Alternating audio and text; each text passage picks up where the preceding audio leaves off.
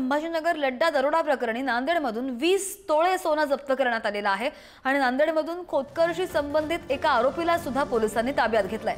एन्काउंटरमध्ये ठार झालेल्या अमोल खोतकरकडील सोनं या व्यक्तीने परराज्यात विकल्याचा संशय आहे।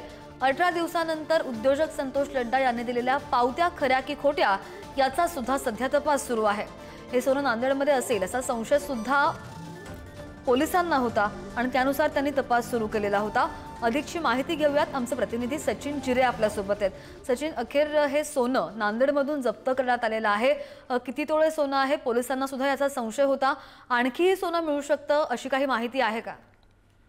श्रद्धा, जर आपण पाहिलं तर या दरोड्या प्रकरणामध्ये 5.5 किलो सोनं गेलेलं आहे आणि 32 किलो चांदी लुटलेली आहे। मात्र आता जर आपण पाहिलं तर यापूर्वी 32 तोळे सोनं आणि आता ते 20 तोळे सोनं, जवळपास फक्त 50 तोळे सोनं एवढंच पोलिसांनी हस्तगत केलेलं आहे। आणि नांदेडमध्ये हे जे सोनं होतं हे विकलं गेले होतं आणि सोनाराला, आणि तिथून मग ते हे जप्त करण्यात आलेलं आहे आणि एका संशयिताला देखील ताब्यात घेण्यात आलं। आपण जर या प्रकरणात जर पाहिलं, खोलमध्ये गेलं तर आपण 18 दिवसानंतर जी संतोष लड्डा आहे त्यांनी ती आता पावती दिलेली आहे। आपण जर पाहिलं तरी संतोष लड्डा हे बजाज नगर मधील एका पतसंस्थेशी निगडीत आहे आणि ती पतसंस्था काही दिवसापूर्वीच दरोड्यातील एवढाचा या पतसंस्थेशी काही संबंध आहे का याचाही पोलीस शहानिशा करत आहेत। मात्र जर आपण पाहिलं की या दरोड्यातला जो मुख्य आरोपी होता अमोल खोतकर याचा जो एन्काउंटर झाला आहे त्याच्याजवळ इतर 2 साथीदारांचे देखील हिश्श्याचं सोनं होतं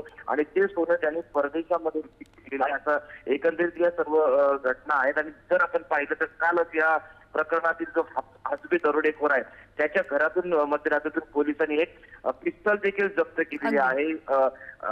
याचे एक नवीन खुलासे यामध्ये होतात। मात्र अजूनही हा जो प्रश्न अनुत्तरित आहे की एवढ्या मोठ्या कोट्यवधी रुपयाचं सोनं अजूनही पोलिसांना हस्तगत करण्यामध्ये का यश येत नाही, हा प्रश्न अजूनही अनुत्तरित। बराच तपास होणं अजूनही बाकी आहे। सचिन, तुम्हाला विनंती असेल जोडलेले राहा, पुढच्या बातमीचे सुद्धा अपडेट्स तुमच्याकडून घ्यायचे आहेत।